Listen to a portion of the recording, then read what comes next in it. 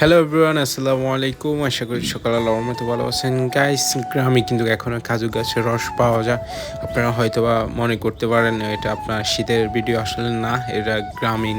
আমি 13 থেকে 14 রমজানের মনে হয় মেবি আপনার ভিডিওটা করছিলাম। এখনও কিন্তু খেজুর গাছের রস পাওয়া যায়।